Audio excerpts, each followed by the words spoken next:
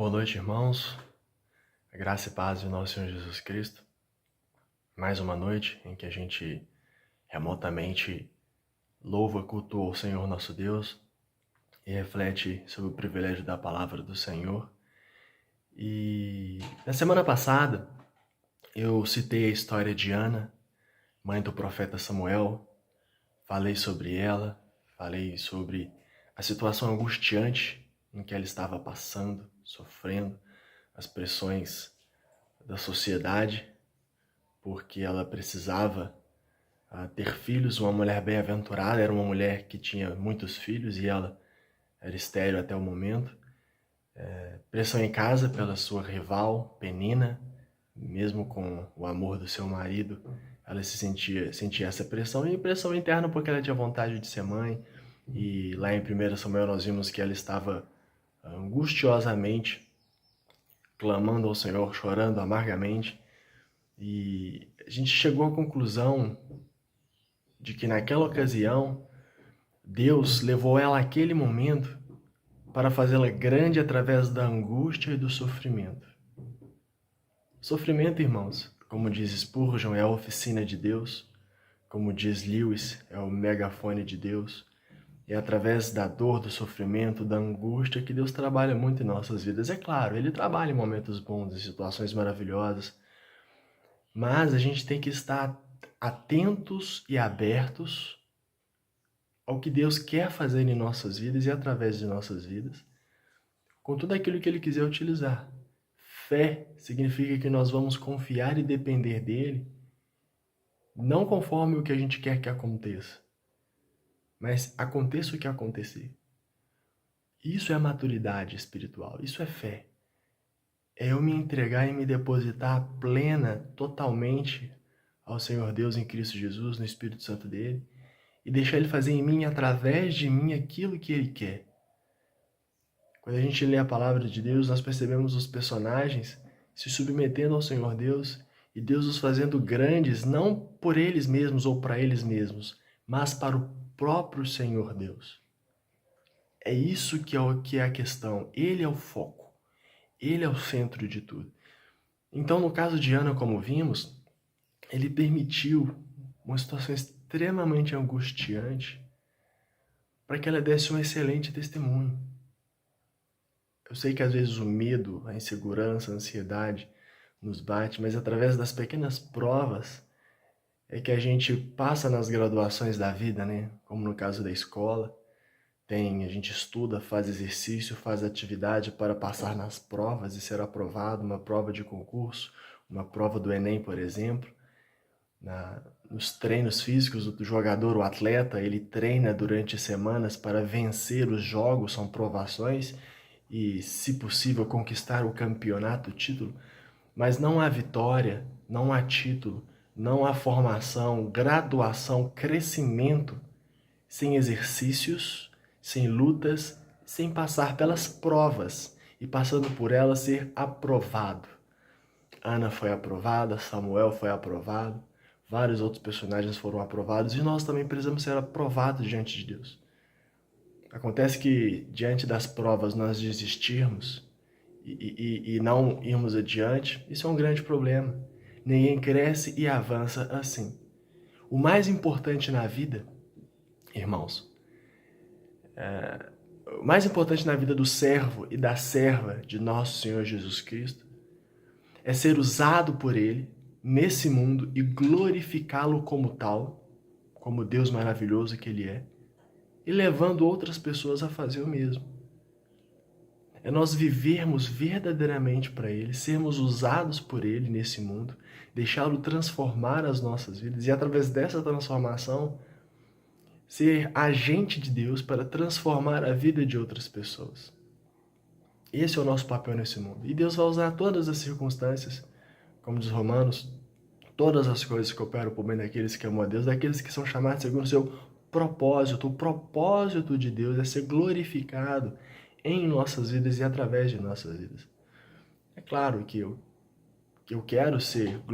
quero glorificar a Deus na bonança, nas coisas boas, na alegria, na felicidade, mas também virão tristezas, virão angústias.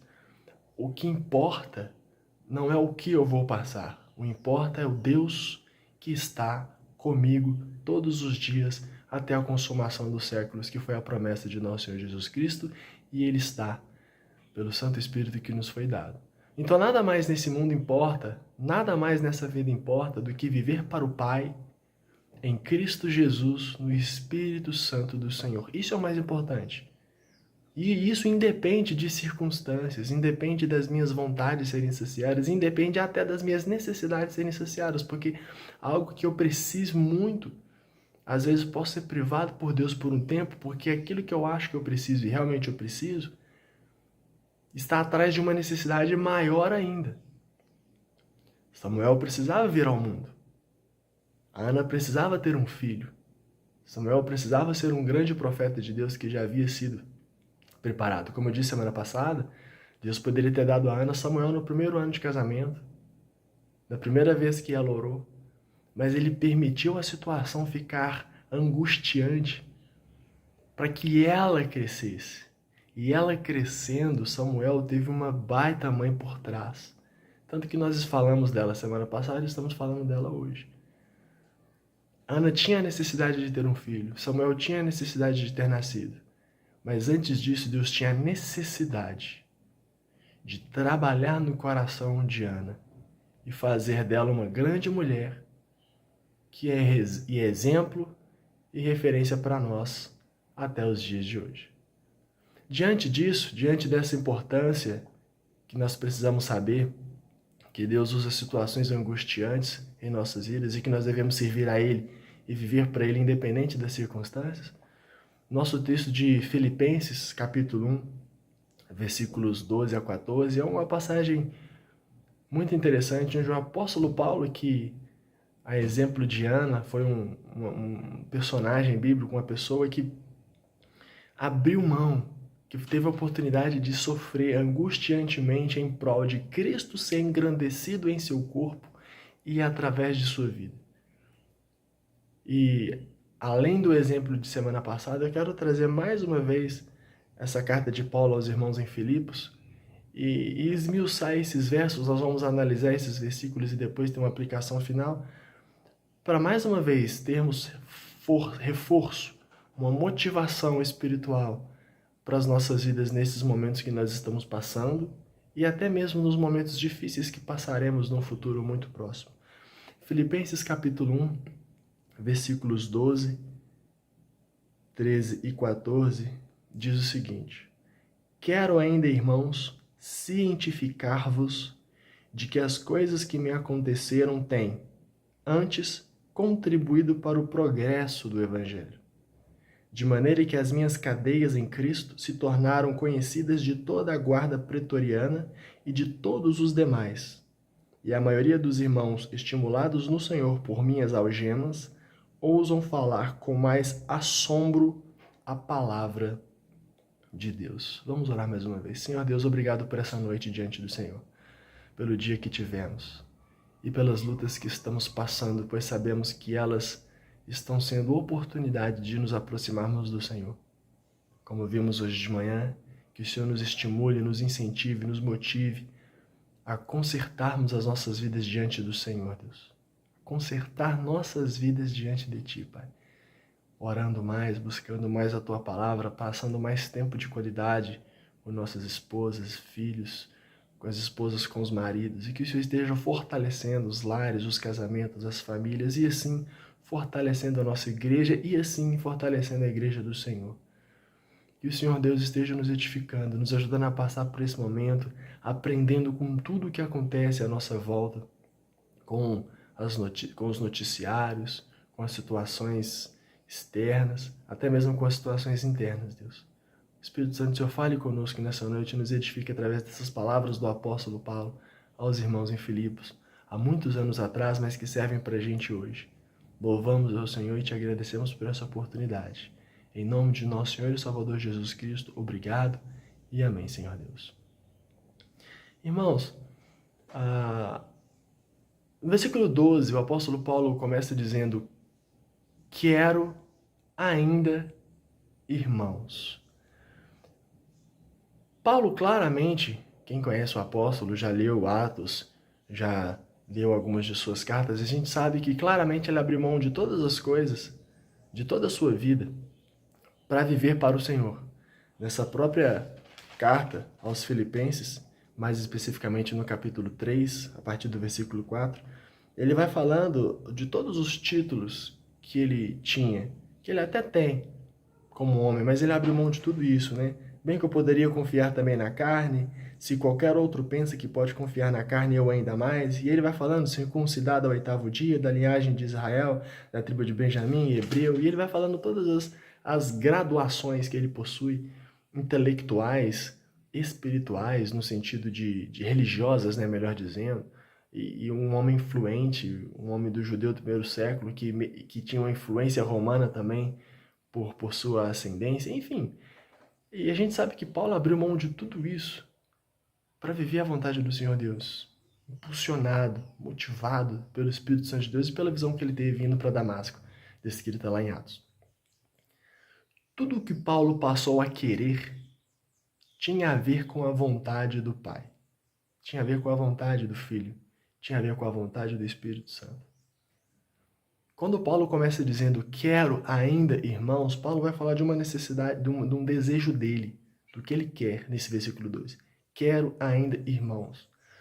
Mas o que ele vai falar aqui não tem a ver com vontade humana, carnal, secular, mundana, ou até mesmo pecaminosa. O que vai seguir aqui, depois desse quero, tem a ver com o reino. E nós percebemos a grande maturidade do apóstolo Paulo. Tudo que ele passou a querer tinha a ver com a vontade do Senhor dele.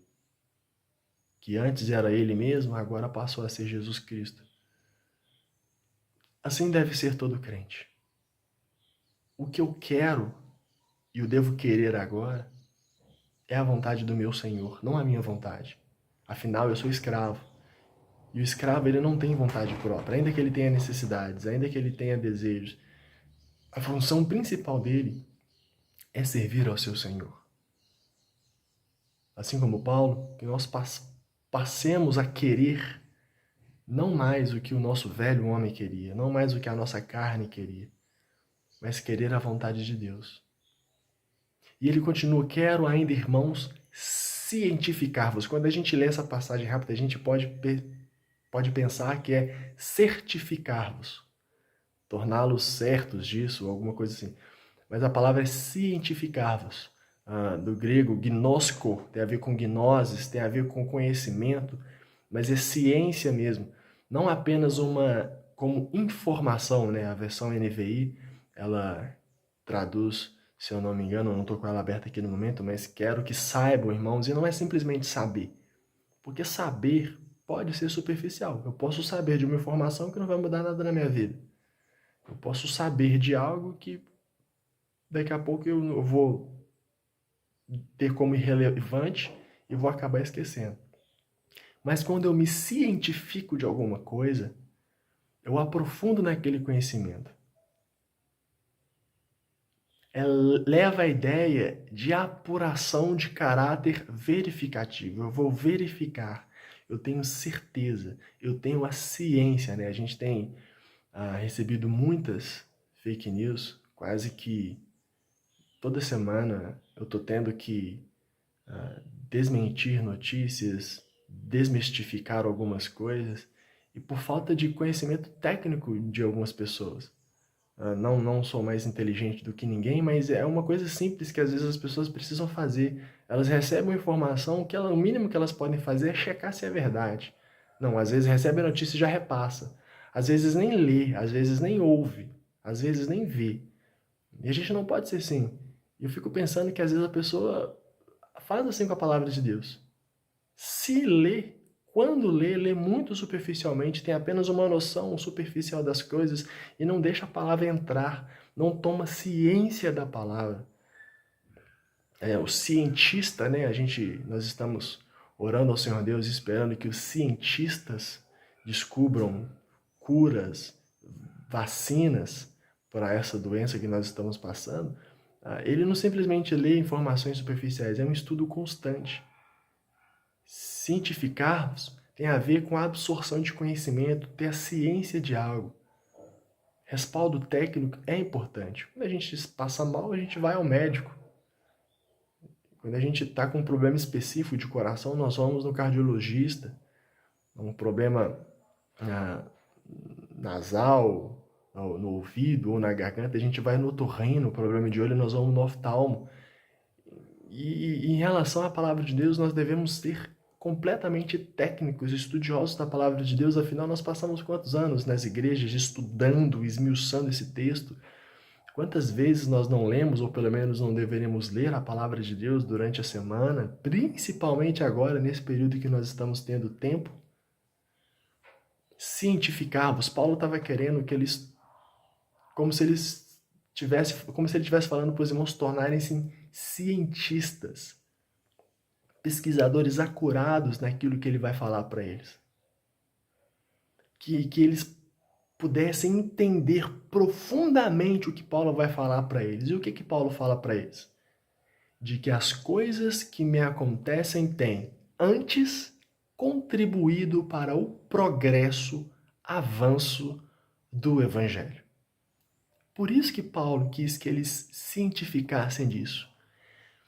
Conhecessem profundamente isso. É o que muitos crentes, infelizmente, não conhecem, não estão conhecendo ou talvez não querem conhecer.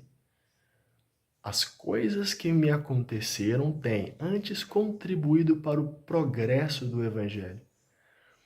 Paulo exorta a internalizar a noção de que os acontecimentos que ele estava sofrendo e passando contribuíram para o progresso, para o crescimento, para o avanço do Evangelho.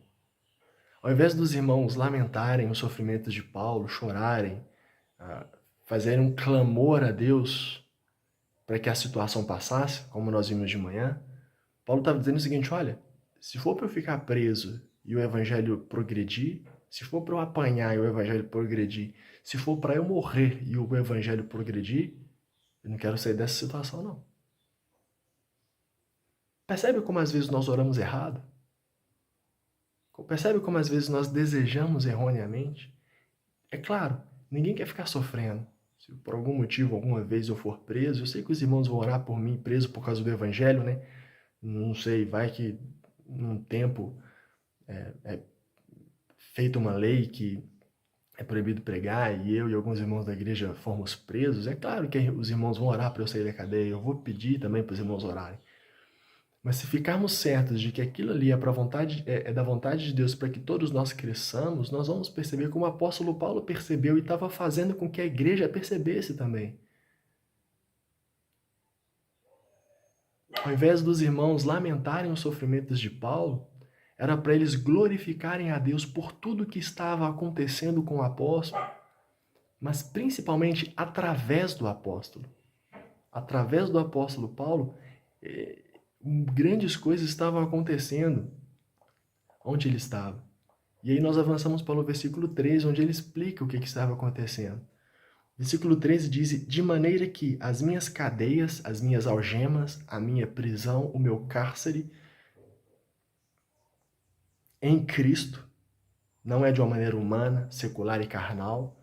Paulo não era simplesmente um orador, Paulo não era simplesmente alguém com forte poder de persuasão, mas em Cristo se tornaram conhecidas de toda a guarda pretoriana e de todos os demais.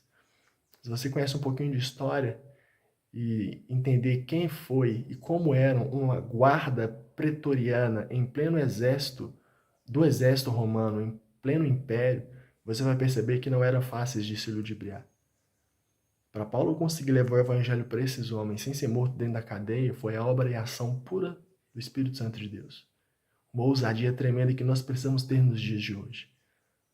A mesma ousadia que a gente defende pessoas, que a gente briga por pessoas, seja elas quais forem, pastores, igrejas, políticos, se nós defendêssemos o evangelho com a mesma garra, com a mesma vontade, nós teríamos a mesma ousadia do apóstolo, ousadia de Ana e ousadia dos personagens bíblicos que falta no dia de hoje. O mundo carece de crentes ousados em Cristo, na palavra de Deus, com que todas as circunstâncias servem para a progressão do evangelho. Além do contentamento que é comum do apóstolo Paulo, ele tinha também a capacidade de aproveitar as oportunidades que o Senhor lhe dava. O apóstolo Paulo, irmãos, fazia do limão uma limonada para o reino. Imagina Paulo no canto da prisão chorando, orando: Senhor, por quê? Senhor, me livra. Senhor, me tira daqui. Ele, com muita ousadia, com muito poder no Espírito Santo de Deus, orava, clamava. Nós podemos imaginar o Paulo, bem como os demais apóstolos, como um homem bobo, fraco e pobre, humanamente falando, simplesmente por ter aberto mão de toda a glória e sucesso desse mundo. Paulo, um homem fluente, judeu, conhecedor, de repente aqui preso. Se a gente for olhar para esse retrato, humanamente falando, como um homem na carne, Paulo perdeu tudo, Paulo perdeu demais. Simplesmente ele perdeu todas as graduações humanas, dinheiro, título, posses, bens e até mesmo saúde física, para estar no canto da cadeia, preso, sem contato com sua família, sem contato com seus queridos, sem poder ir para a igreja, né? Como no nosso caso, nós estamos relativamente presos em casa, sem estar nos nossos templos. Paulo não estava podendo reunir com os irmãos, então imagina a situação humanamente falando, é deprimente. Mas diante de Deus foi poderosíssimo isso que aconteceu com ele através da vida dele, para que mais pessoas soubessem do grande amor de Deus para esse mundo em Cristo Jesus. Irmãos, em nome de Jesus, que cada um de nós, de vocês, de você que está ouvindo essa mensagem, onde quer que você esteja, precisa compreender isso. Humanamente falando, Paulo aqui era um fracassado.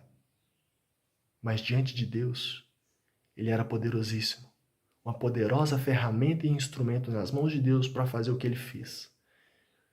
Então, independente das dores, das circunstâncias que você está passando, permaneça fiel ao Senhor, não às circunstâncias, não a homens. Permaneça fiel ao que Deus é e ao que Ele tem para fazer em você e através da sua vida. Podemos não ter as mesmas características, personalidades e virtudes que o apóstolo tinha. Paulo tinha algumas coisas que eram dele. Eu não posso querer ser igual Paulo. Paulo foi Paulo. Renato é Renato. José é o José. A Maria é a Maria. Todos nós temos as nossas peculiaridades, as nossas particularidades emocionais. Temos os nossos pontos fortes, os nossos pontos fracos. Mas acontece que o Espírito Santo que agia através dele naquela época é o mesmo que atua na igreja de Deus nesse momento. Então eu não vou ser igual o apóstolo Paulo, mas dentro daquilo que Deus já trabalhou em minha vida, desde o meu nascimento, desde a minha criação e até então, sob a poderosa mão de Deus, guiado pelo Espírito Santo do Senhor, vai fazer com que eu avance e faça com que o Evangelho de Cristo progrida e avance nesse mundo.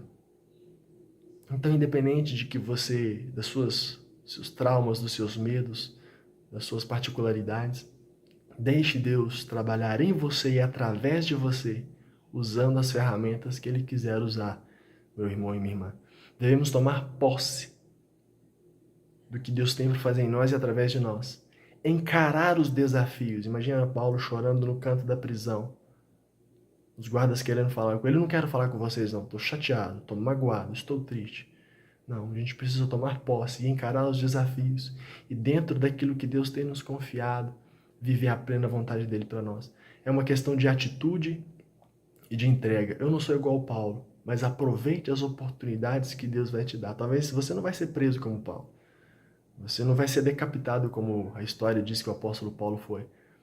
Mas dentro da sua casa, no seu trabalho, com os seus amigos, dentro daquele seu círculo de amizades, com certeza Deus quer, pode te usar. Basta você ter uma atitude de entrega e de confiança total e plena ao Senhor Deus. E o versículo 14 ele avança dizendo que além dele ser usado por Deus na guarda pretoriana, mesmo preso, e a maioria dos irmãos, versículo 14, estimulados no Senhor por minhas algemas, ousam falar com mais assombro, com mais desassombro, né? Sem assombro, com mais desassombro a palavra de Deus. A maioria dos irmãos, obviamente, nem todos. Alguns infelizmente ficarão estagnados. mesmo com esse grande exemplo que Paulo estava sendo aos irmãos, ele não estava sendo estimulador de todos.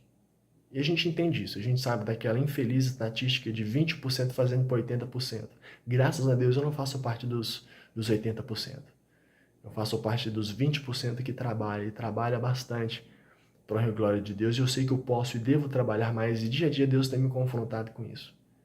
Não faça você parte da estatística, que a nossa igreja especificamente possa inverter essa estatística, que 80% faça, não somente para os 20%, mas para todo o reino de Deus que precisa se expandir nessa terra. Então, você não vai agradar todo mundo, e você não tem que agradar todo mundo. Você não vai conseguir ser usado por Deus na vida de todo mundo. O apóstolo Paulo, nesse contexto aqui, nesse momento específico aqui, não foi, mas ele diz: a maioria dos irmãos, estimulados no Senhor por meias algemas, ousam falar mais do amor de Deus. A gente precisa ser exemplo também para as pessoas, irmãos. O que mais nós vemos, infelizmente, é crente que são péssimos exemplos dentro de casa, em suas comunidades, nos seus trabalhos, que ao invés de verdadeiramente servirem a Deus e viverem para o Senhor, na verdade estão vivendo para eles mesmos. Além de buscar servir ao Senhor com excelência, nós devemos ser exemplos, estimuladores e motivadores, né? A versão NVI usa motivadores, para os demais irmãos, seja por coisas boas e agradáveis que acontecem conosco. Às vezes você prospera, você avança, você tem situações de curas, você tem momentos que você pode glorificar a Deus de pé, por um de vários outros fatores, mas também ser exemplo nas suas e nas nossas algemas, prisões, dificuldades, perseguições, dores, angústias. Eu posso muito bem ser exemplo por coisas boas que acontecem comigo, porque eu sou fiel a Deus, mas eu posso ser exemplo por eu ser fiel a Deus, inclusive diante das coisas ruins que acontecem comigo. Ser exemplo e motivo de oração por coisas boas que acontecem, por salários, por dinheiro, por saúde, por uma série de outras coisas é fácil. Mas ser exemplo para os irmãos em meio a situações difíceis, angustiantes e profundamente difíceis, é o que é o mais difícil. Nós precisamos glorificar a Deus com as nossas dificuldades também. Ele fala, a maioria dos irmãos estimulados no Senhor, não era no estimulados em Paulo. Paulo era um fator deste estímulo, mas no Senhor, pelas algemas dele, eles ousavam falar com mais desassombro. Essa palavra, desassombro, que na NVI é traduzida como determinação e destemor, há duas palavras, né? Que essa palavra desassombro, com uma palavra só em português, a Revista Atualizada conseguiu resumir muito bem as duas palavras utilizadas em grego. Significa sem medo, sem vergonha, com muita tranquilidade e segurança. Os irmãos se inspiraram na vida e no exemplo do apóstolo Paulo, e foi assim que a igreja cresceu, com grandes e bons exemplos de servos fiéis que sofriam pelo Evangelho. Vou repetir mais uma vez essa frase. Sem medo, sem vergonha, com muita tranquilidade e segurança, os irmãos se inspiraram na vida e exemplo de Paulo, e foi assim que a igreja cresceu, com grandes e bons exemplos de servos fiéis que sofriam pelo Evangelho. E o mundo carece disso hoje, irmãos, de homens e mulheres dispostos a qualquer coisa pelo nome de nosso Senhor Jesus Cristo e para que o Evangelho cresça, progrida, para que o reino de Deus avance. O problema é que muitas vezes, muitos evangélicos estão presos a esse mundo. Usam um pseudo-discurso de que quer uma melhora das situações, quer um avanço das coisas, mas na verdade é para saciar os seus egos, os seus mimos e os seus desejos seculares.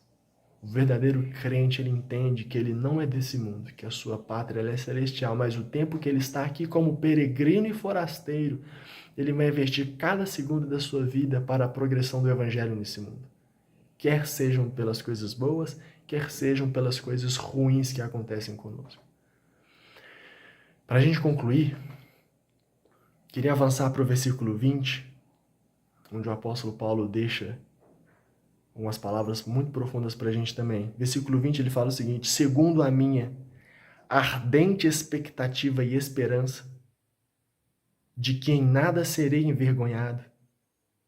Antes, com toda a ousadia, como sempre, também agora será Cristo engrandecido no meu corpo, quer pela vida, quer pela morte. Esse verso não está na Bíblia à toa.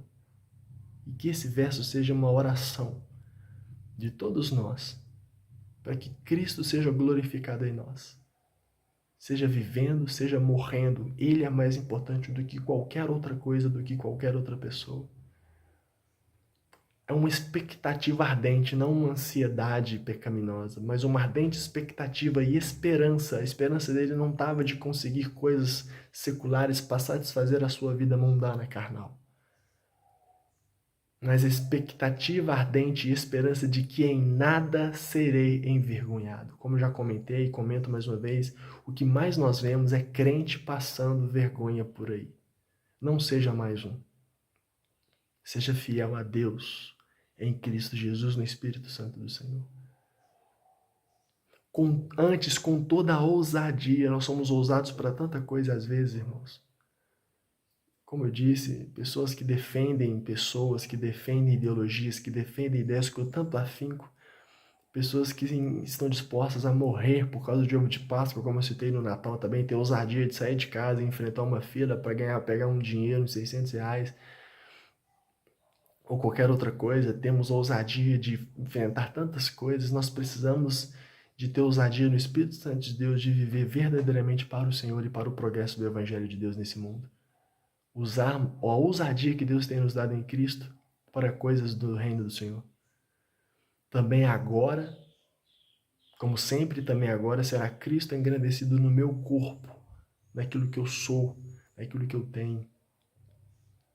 Irmão, irmã, que você possa engrandecer a Jesus Cristo no seu corpo. Seja pela sua vida, seja pela sua morte. Que você que está me ouvindo nesse momento, onde quer que você esteja, faça desses versículos, especialmente o versículo 20, uma oração para você, para que você tenha essa maturidade. Eu tenho buscado isso. Estou muito aquém, mas eu quero progredir, eu quero avançar. E eu quero que o Evangelho avance e progrida em minha vida e através da minha vida. Engrandeça a Jesus Cristo no seu corpo, seja pela sua vida e seja pela sua morte. Vou deixar esse momento, assim como fizemos semana passada, para você orar com as pessoas que estão à sua volta sobre isso. Para que Cristo seja engrandecido no seu corpo, quer seja a vida, quer pela sua morte. Que o Espírito Santo de Deus complete o que foi ministrado. Que todos tenham uma excelente noite e excelente semana na graça de nosso Senhor Jesus Cristo. Oremos para que Cristo seja engrandecido nos nossos corpos, seja pela vida, seja pela morte, em nome de Jesus. Amém.